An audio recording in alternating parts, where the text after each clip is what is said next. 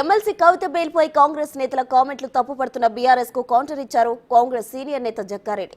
తాము న్యాయస్థానాన్ని గౌరవిస్తున్నామని, కవితకు బెయిల్ మంజూరు కాకముందే బెయిల్ వస్తోందని చెప్పిన బీఆర్ఎస్ నాయకులు న్యాయస్థానాన్ని గౌరవించారా అని ప్రశ్నించారు. బీజేపీలో బీఆర్ఎస్ విలీనాలకు పొత్తుకు అంగీకరిస్తేనే కవితకు బెయిల్ వచ్చిందని తెలిపారు. మేము జ్యుడిషియల్ గౌరవిస్తున్నాము. జ్యుడిషియల్ జడ్జి గారు చెప్పకముందే BRS media KTR, Harish Rao, KCR bail వచ్చిందని వాళ్ళ మీడియా ద్వారా ప్రచారం చేస్తున్నప్పుడు మనం ఎందుకు ఈ జ్యుడిషియల్ గౌరవించకుండా ఇలాంటి బెయిల్ వచ్చిందని చెప్పడము? జ్యుడిషియల్ వాళ్ళని తప్పు పట్టాలి.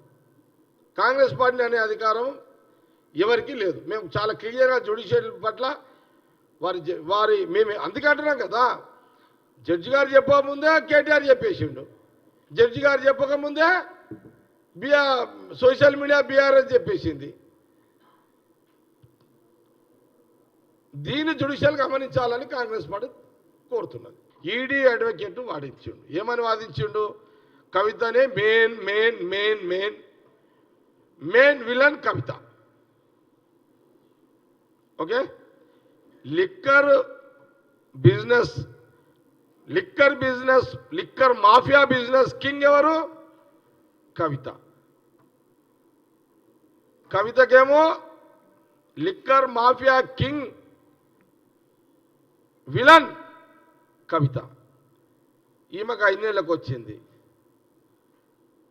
బ్యాక్గ్రౌండ్ ఎవరు? సిసోడియా 15 నెలలకు వచ్చింది. కేజ్రీవాల్కి సీఎంకి బెయిల్ రాలే. ఇప్పుడు కేజ్రీవాల్ గారు కూడా ఆయన టైట్గా ఉన్నాడు కాబట్టి ఆయనకు బెయిల్ వస్తలేదు.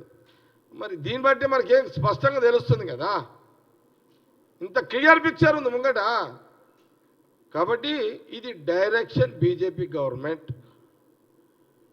ప్రధానమంత్రి మోడీ గారు, అమిత్ షా గారు ఇచ్చిన డైరెక్షన్లో భాగమే ఈరోజు బీఆర్ఎస్ కవిత రిలీజ్ సంబరాలు.